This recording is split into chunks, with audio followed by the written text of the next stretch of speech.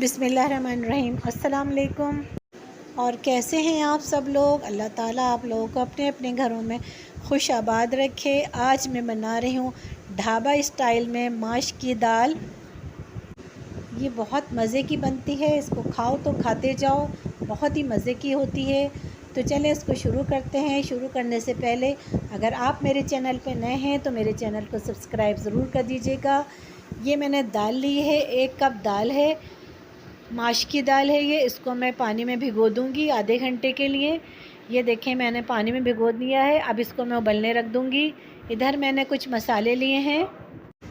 पिसी मिर्च ली है 1.5 टीस्पून, हाफ़ टी स्पून हल्दी ली है, हाफ़ टी स्पून कश्मीरी मिर्च ली है, 1 टीस्पून ज़ीरा पाउडर लिया है, 1 टीस्पून गरम मसाला पाउडर लिया है, नमक लिया है हिस्ब ज़ायक़ा, हरा धनिया है, अदरक है, 6-7 अदद हरी मिर्चें हैं, 1 अदद टमाटर को लेके मैंने चॉप कर लिया था, 1 अदद प्याज लेकर उसको बारीक चॉप कर लिया है, लहसुन अदरक का पेस्ट लिया है 2 टेबल स्पून। ये इधर एक पैन लिया है, इसमें 1 कप ऑयल शामिल कर दिया है। प्याज जो हमने चॉप करके रखी थी वो इसमें डाल दी है।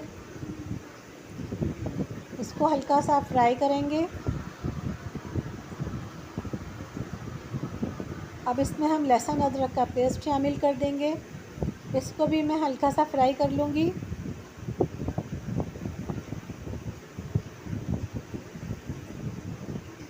अब इसमें हम टमाटर शामिल कर देंगे, इसको भी भून लेंगे। अब जो मसाले हमने निकाल के रखे थे वो सब इसमें शामिल कर देंगे और इन मसालों को भी अच्छी तरह से भून लेंगे। ये बहुत मज़े की दाल बनती है, आप लोग ज़रूर बनाइएगा। देखें 10 मिनट हो चुके हैं मसाला भूनते हुए, इसमें से खुशबू आने लगी है। अब दाल देख लेंगे, दाल भी हमारी गल चुकी है। दाल को ज़्यादा नहीं गलाना, बस दाल गल जाए और साबुत रहे, घोटना नहीं है दाल को। मसाला भुन चुका है, इसमें अब हम दाल शामिल कर देंगे।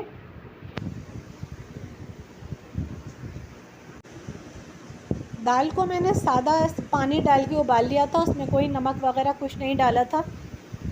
अब इसको हम मिक्स कर लेंगे। अब आखिर में हम इसमें गरम मसाले शामिल कर देंगे और बिल्कुल हल्की आंच कर दी है मैंने इसकी। हरी मिर्चें, अदरक शामिल कर देंगे।